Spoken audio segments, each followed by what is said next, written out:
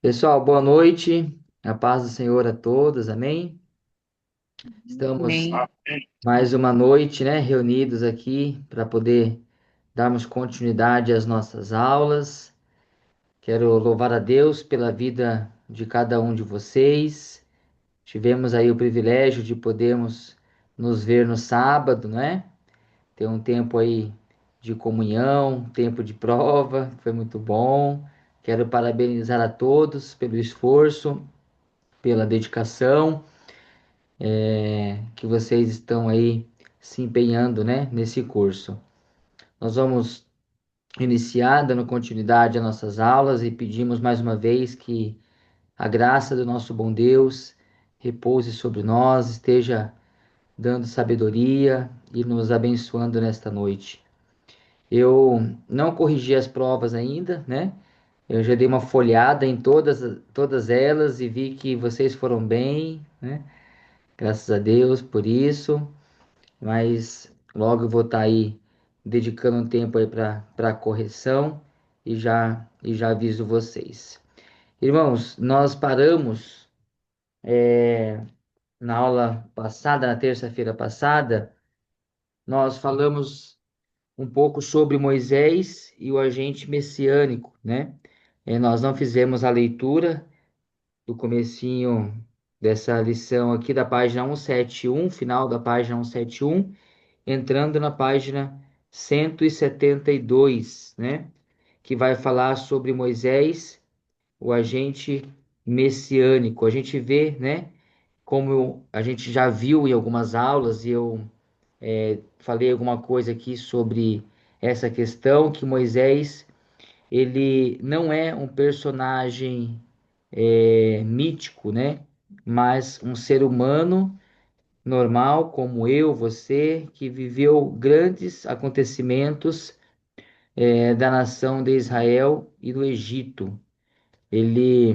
A sua história percorre ali na descrição do livro do Êxodo, dando ali um bom entendimento para nós, uma boa orientação, né, sobre como ocorreu, e a gente vê o paralelo, né, ou o apontamento da vida de Moisés com Cristo, né, desde o seu nascimento, a sua vida e todo o percurso da vida de Moisés, né? Assim como Cristo, Moisés teve que se fugir, né, assim, o Senhor livrou ele das mãos quando era bebê, porque havia um imperador querendo tirar a vida ali dos primogênitos. Então a gente também vê paralelo aí da história com Jesus. A gente vê Moisés libertando o povo, né, de uma escravidão. Então por isso que fala aqui sobre Moisés, o agente messiânico, né? Porque assim como Moisés libertou o povo, né, da escravidão do Egito, o Senhor Jesus também veio para libertar o seu povo da escravidão também do pecado, o Egito, né, o mundo. O Senhor também nos livra e nos livrou, né? Então, nós vamos vendo aí essa associação, onde quando a gente olha para o livro do Êxodo, a gente vê o personagem Moisés e a tipologia de Cristo, né? Então, nós vemos em Moisés a tipologia de Cristo. Então, esse profeta, ele serviu como porta-voz de Deus, né, a Israel e a Faraó, quando estava nesse processo aí de libertação. Então, o papel de Moisés como agente do reino, né, leva-nos a compreender que ele foi o tipo de Cristo. Ele nasceu para ser o libertador de Israel e por meio dele o povo conheceria o conteúdo da salvação e redenção. Então, a gente vê aqui que a descrição do nascimento de Moisés com Cristo é semelhante, né? Tanto na ira do imperador, como eu já disse, como a fuga da criança e a providência divina. Então, a gente vê isso na pessoa de Moisés também, tanto quanto na pessoa de Cristo. E hoje, então, nós vamos entrar na página 173, falando aí sobre a luta entre a semente de Satanás e a semente da mulher, né?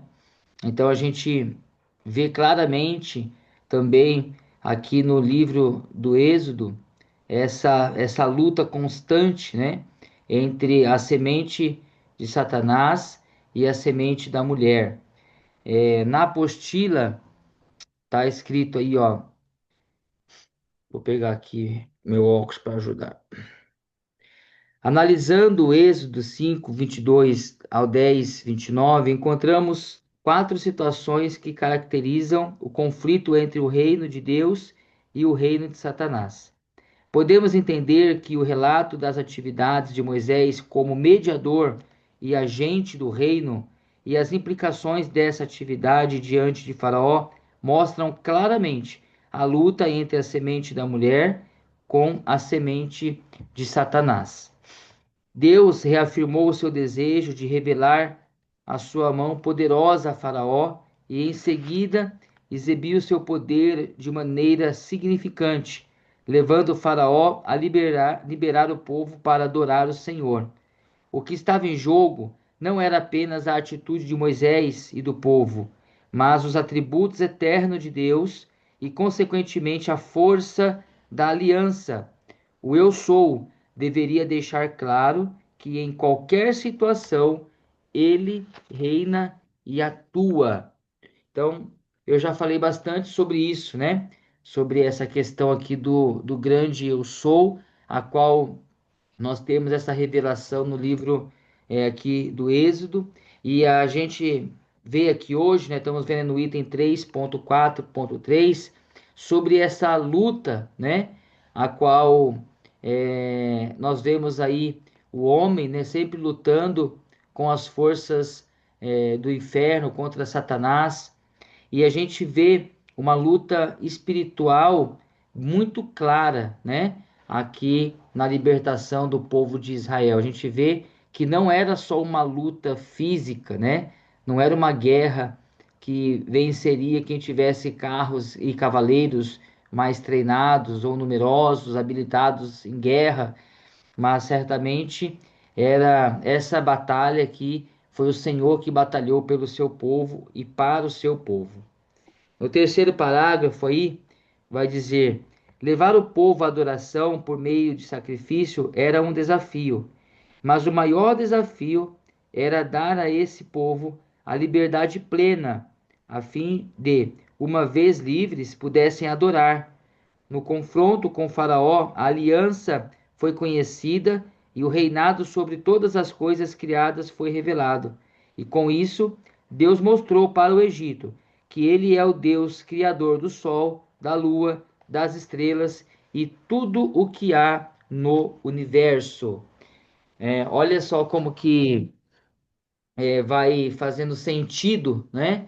Tudo que nós estamos vendo aqui, né? Como as coisas vão se ligando, né? Vão intercalando. Quando a gente entrou na introdução do Pentateuco e eu fiz a questão de dar aquela palavra introdutória, tendo em vista, né, que a gente iria ver tudo isso ao decorrer do estudo do Pentateuco. Então, aqui no livro do Êxodo, com muita clareza, né, e é fato, como nós já dizíamos lá no começo dessas aulas, que o povo ele estava sob um jugo espiritual, não só de Faraó, né, não só do Egito, mas também espiritual, por conta de tudo que já havia acontecendo ao decorrer dos anos, sob esse pano de fundo religioso que esse povo vivia. Então, como nós já vimos aqui em aulas passadas, hoje nós reforçamos o que está escrito aqui na apostila, né?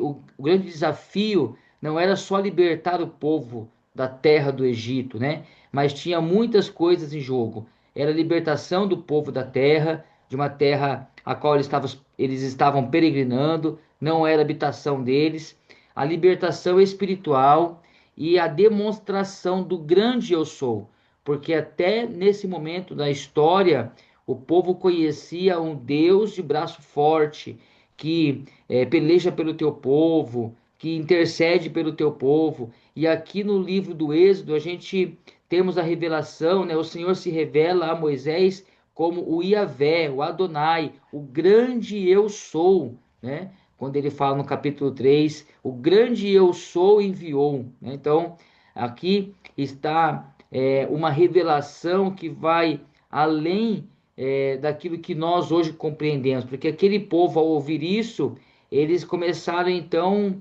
a entrar em parafuso. Como assim o grande eu sou? Porque o grande eu sou denota uma autoridade superior a tudo e a todos os deuses. E era exatamente isso que o Senhor queria revelar para aquele povo, né? Como nós já ouvimos aqui nas nossas aulas, o Senhor estava numa grande empenho e preocupação de mostrar para aquele povo que ele era o coordenador, ele é, né, o denominador de todo o universo.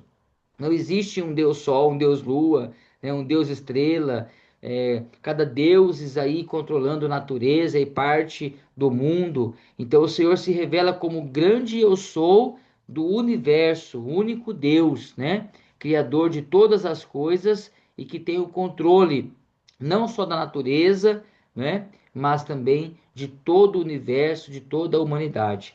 Então, esse é o grande lance aqui do livro do Êxodo, né? Tá bom? Então a gente dando continuidade aqui no quarto parágrafo, nessa circunstância, Deus usou o mediador para humilhar a semente satânica, libertando Israel da influência do Egito e governo satânico. E dessa forma, o Todo-Poderoso seria conhecido de maneira que nem mesmo os patriarcas havia conhecido.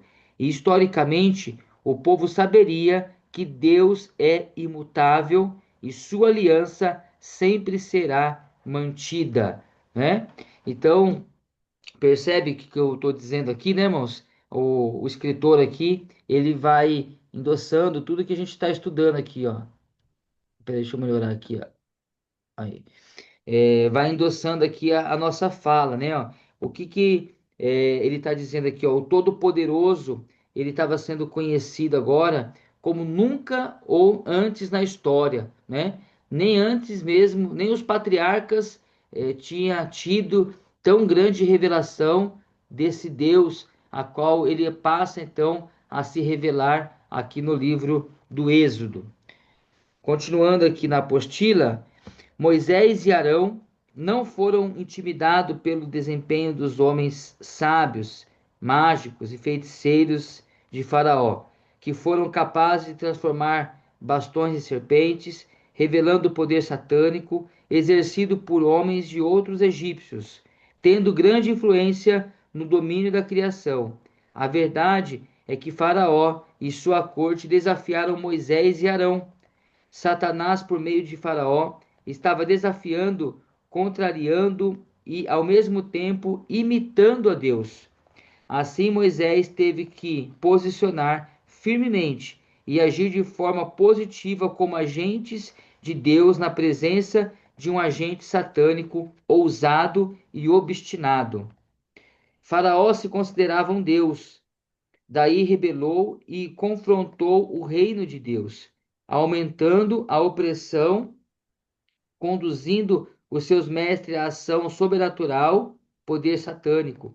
Nessa disputa, Deus se revela como rei de toda a criação, inclusive do Egito, fazendo com que Faraó reconheça o poder do Criador imutável. Ainda que Faraó reconhecesse o poder de Adonai, ele cedeu às pressões e permaneceu irredutível, não permitindo que Israel fosse liberto, até que Moisés informasse da terrível tempestade de granizo e o nome de Deus fosse conhecido sobre toda a terra. Assim, as pragas, como o ato de julgamento de Deus, foram transbordando no Egito, e Faraó, tanto quanto o Egito, foram réus desse julgamento, pois tratavam a semente da mulher como escrava Israel tornou-se o meio de enriquecimento econômico, industrial, político e militar para o Egito. Os milagres ocorridos nesse período revelam que Deus estava estabelecendo o seu reinado e, consequentemente, o seu domínio sobre toda a criação e sobre toda a situação demonstrada sobre a demonstrando poder e soberania, autoridade e graça. Então, nós vemos aqui, né, irmãos, um preparativo, vamos dizer assim, né? O Senhor armando, né, preparando o campo para aquilo que estava para acontecer, o estabelecimento do reino do Senhor, né? Então, aqui a gente vê um domínio, Faraó, o Egito era potência mundial, né? E Faraó, o líder do Egito, se torna então um líder muito influente e muito poderoso. Então o Senhor vem tratar com essa liderança de Faraó, tratar com o povo do Egito e iniciar então, né, ou restabelecer o seu reino sobre a terra. E a gente vê que isso percorre por toda a história, né, até a vinda de Cristo. Mas aqui a gente já vê o Senhor trabalhando para mostrar, né, o estabelecimento do seu reino sobre as nações e sobre as autoridades, por maior que ela seja, não é?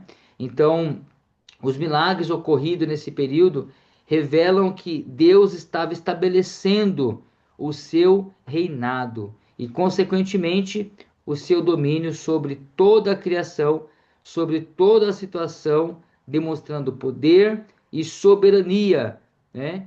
Autoridade e graça.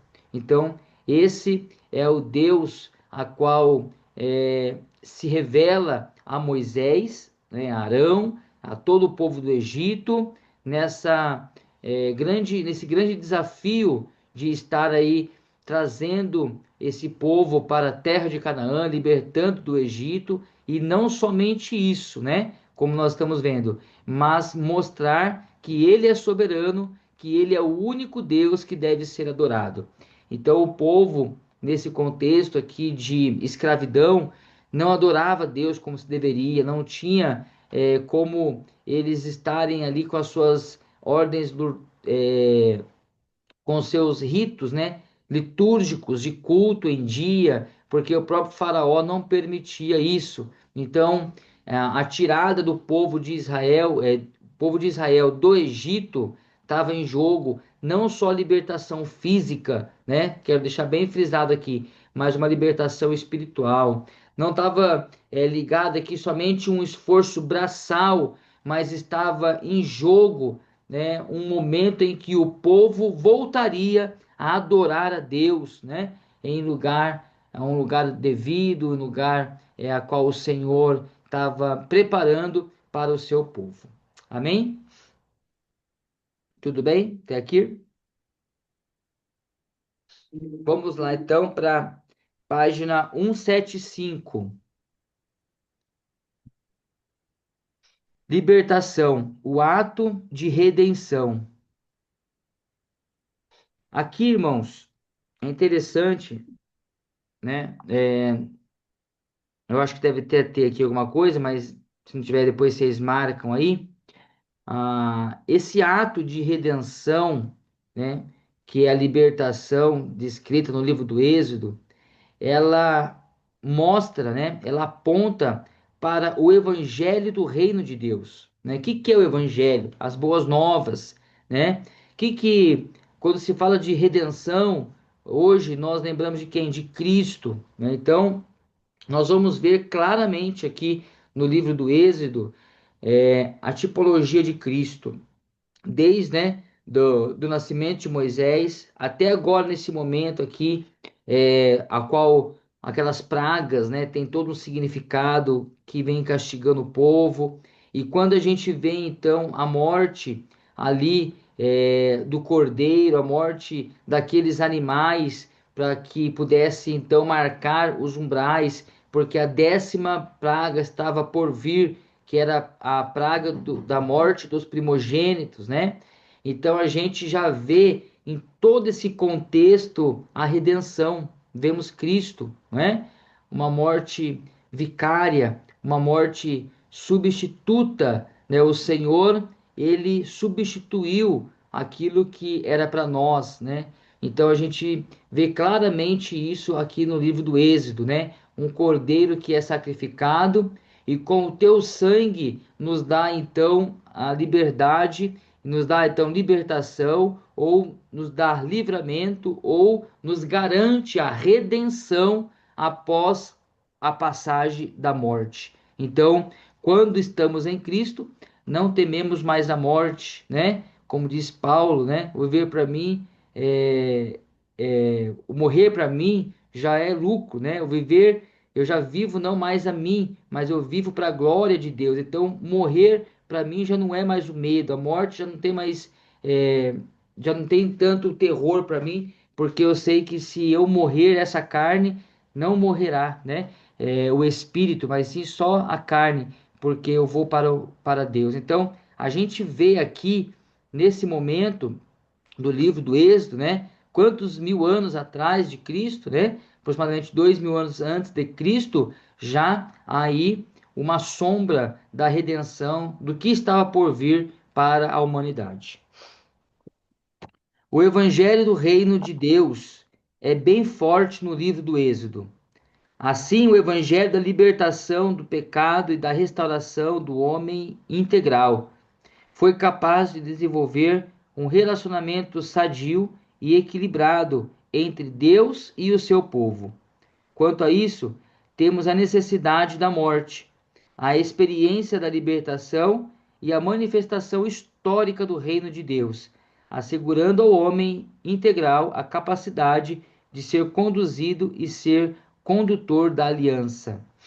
Para que a libertação fosse efetivada, houve a necessidade da morte, devido à declaração divina no Éden, quanto à consequência do pecado, e isso levou o ser humano a se afastar da comunhão de amor que reflete na cessão eventual da vida, respiração e circulação sanguínea, e, claro, a morte espiritual.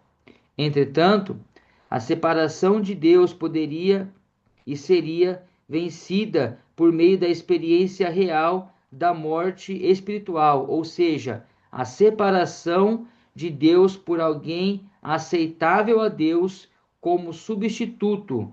Para essa experiência mortal, Deus providenciou a Cristo como o Cordeiro substituto, né? Então, anotem aí, Cristo, né, morreu em nosso lugar, a morte vicária, né? Ele foi o substituto meu e seu, né?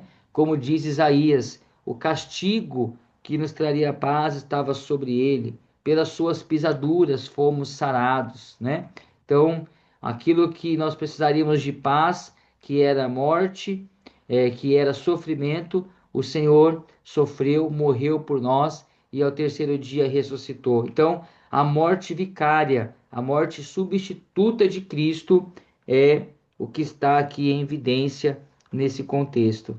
Em Êxodo, nós temos como marco essencial a morte, que ocupou papel relevante quanto à libertação. Observe o caso dos primogênitos do Egito, a morte do Cordeiro Pascual e a morte dos perseguidores egípcios. Os primogênitos do Egito, tanto os nobres quanto os escravos, morreram quando o último ato de julgamento ocorreu contra o Egito devido à recusa de Faraó em deixar partir o primogênito de Deus. O primogênito de Deus é o agente da aliança, do reino, do sacerdócio e do ministério profético dentro da revelação de Deus. Os primogênitos de Israel seriam protegidos da morte por um sinal divinamente imposto, o sangue na porta da casa. Um cordeiro teria que ser abatido para obter seu sangue, a carne serviria de alimento por todos os participantes da libertação da morte, Esse marco seria um memorial para Israel. A libertação segue após a comissão de Deus a Moisés, em uma demonstração da sua graça no ato salvífico e da sua soberania para com o povo da aliança. Este ato deveria servir de recordação de que Deus é rei e providencia a vida para os seus. A partir disso, Israel deveria se comprometer com o povo do reino de Deus, obedecendo aos mandamentos de Deus e festejando em adoração o Deus dos milagres. Olha que coisa maravilhosa, né, irmãos? Isso aqui a gente já, a maioria, né, vamos dizer assim, né, tem já um bom conhecimento disso que nós estamos falando aqui hoje, né? Por exemplo, né, na ceia do Senhor, né? Que a gente celebra a ceia mensalmente. O que que o apóstolo Paulo nos orientou lá na ceia? Fazer isto em memória de mim, né? Até que eu venha. Então, são palavras que nos leva a pensar sobre uma festa espiritual que é feita de geração em geração, passada de memorial a memorial, até que o Senhor venha.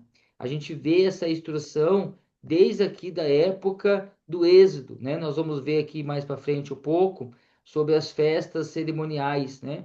Quando o Senhor estabelece isso, é para lembrar, para festejar sobre um ato, né? Então, quando a gente vai falar, vamos falar aqui ainda hoje sobre isso, né? Sobre o Cordeiro Pascual, né? A gente vai ver esse estabelecimento da Páscoa como um ato de lembrança daquele feito que o Senhor alcançou o seu povo, né? Então, o Cordeiro de Deus trouxe libertação para o seu povo. Nesse momento aqui, nesse contexto, esse Cordeiro, né, que foi imolado, que foi morto, a sua carne foi assada para alimento do povo, e o teu sangue trouxe então libertação da morte. Nós vemos isso na ceia, né, irmãos? A qual nós participamos do corpo e do sangue de Cristo de uma forma a qual o pão simboliza o corpo e o sangue e o vinho, né, o suco da uva simboliza o sangue. Então, nós estamos tendo parte com Deus e celebrando a morte vencida, né? Celebrando aquilo que passou por cima. A morte já não faz medo para nós. A morte já não mais nos atinge. Ela tem que passar por cima, né? Porque nós estamos cobertos pelo sangue de Cristo. Nós temos uma marca e esta marca é a marca do Cordeiro Pascual. Então, é isso que estava acontecendo. Essa libertação, o ato de redenção se dá nesse contexto, né? A qual o Senhor instrui Moisés a instruir o povo que o anjo da morte iria passar, iria ceifar a vida de todos os primogênitos, desde os animais até os homens, mas o anjo ele passaria por cima, ele não entraria, não visitaria a casa a qual tinha a marca do sangue, né? A marca do sangue do cordeiro. Então, todos nós sabemos, né? Nós que servimos ao Senhor, que ceiamos, né, mensalmente, vemos claramente a pessoa de Cristo e o ato aqui, né, a morte vicária de Cristo revelada aqui já apontando, né, Moisés aqui já apontando. E é tão forte, né, irmãos? É tão forte essa ligação de Moisés com Cristo que nós citamos, né, até hoje, né, como Paulo nos ensinou, e nós citamos isso, né? Quando nós vamos ceiar, por exemplo, a gente lembra, né? Assim como Moisés, não é assim? Que a gente às vezes recita, né? Assim como Moisés levantou a serpente, né? Então, naquele ato de livramento, naquele ato de libertação, naquele ato de antídoto para o pecado, né? Então, aquela serpente erguida no madeiro estava ali simbolizando, tipificando Cristo que viria né, para salvar a humanidade da picada da serpente e não morreria mais, mas teria vida eterna. Amém? Coisa linda, né, Wagner? Que o Senhor nos deixa revelado aqui na sua palavra. Vamos lá então para a página 176. Eu vou. é, Hoje nós vamos finalizar, viu, irmãos, aqui a parte do livro do Êxodo, né? E na sexta-feira, permitindo Deus, nós vamos entrar em Levítico, tá bom? Nós vamos entrar aí em Levítico na sexta-feira, na página 179. Então, hoje nós estamos aí finalizando essa parte do livro do Êxodo. Agora nós vamos falar sobre a instituição do governo de Deus, o sistema legal, né, que é o Decálogo, né?